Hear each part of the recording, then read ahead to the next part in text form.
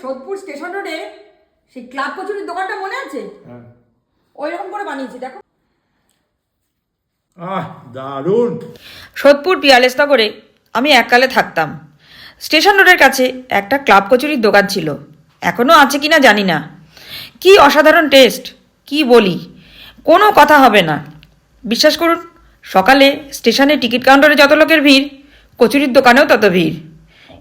এর জন্য একটা ভাজা মশলা তৈরি করে নেব।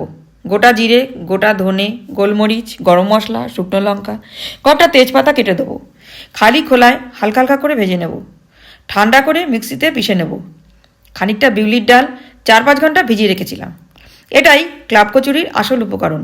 প্রথমে একবার মিক্সিতে ঘুরিয়ে নেব, পরে একটু আদা, মৌরি, একটু জল দিয়ে ভালো করে পিষে নেব।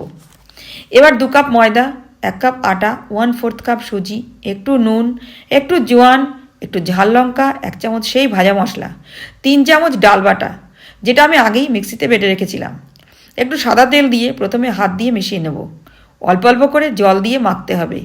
ঠেসে ঠেসে মেখে নেব এইভাবে। যেহেতু সুজি দেওয়া আছে তাই খুব শক্ত করে মাখা যাবে না, এই রকম করে মাখতে হবে। ওপরে সারফেসটা যাতে শক্ত হয়ে না যায় তাই একটু তেল দেব, দিয়ে এবার ঢেকে রাখবো কিছুক্ষণ। ভাঙা আলুর তরকারির জন্য একটু কাঁচা লঙ্কা, টমেটো, আদা গ্রেট করে নেব। কড়াইতে সর্ষের তেল গরম করে ফোড়নে দেব 5 ফোড়ন, হিং, কয়েকটা শুকনো লঙ্কা। এবার গ্রেট করা আদা, কাঁচা লঙ্কা, টমেটোটা দেব। বেশ ভালো করে নেড়ে চেড়ে এবার দেব ম্যাশ করা আলু। বেশ মশলা দিয়ে আলু মাখামাখি হলে এবার দেব একটু হলুদ, একটু নুন, একটু ঝাল লঙ্কা, 1 চামচ ভাজা মশলা দিয়ে নেড়ে চেড়ে এবার বেশ কিছুটা জল দেব। ভালো করে ফুটে গেলে এবার দেব 1 চামচ চিনি আর বাকি ভাজা মশলাটা, একটু কসুরি মেথি দেব। ব্যাস, তরকারি হয়ে গেছে। এবার বাটিতে তুলে নেব। এবার মেখে রাখা ডো থেকে ছোট ছোট করে লেচি কাটবো। ক্লাব কচুরির একটু ছোট ছোটই হয়।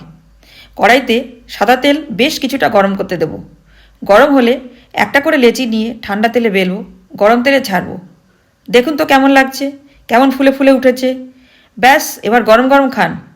কে কটা খেতে পারেন দেখি তো। ভালো লাগলে প্লিজ একটা লাইক।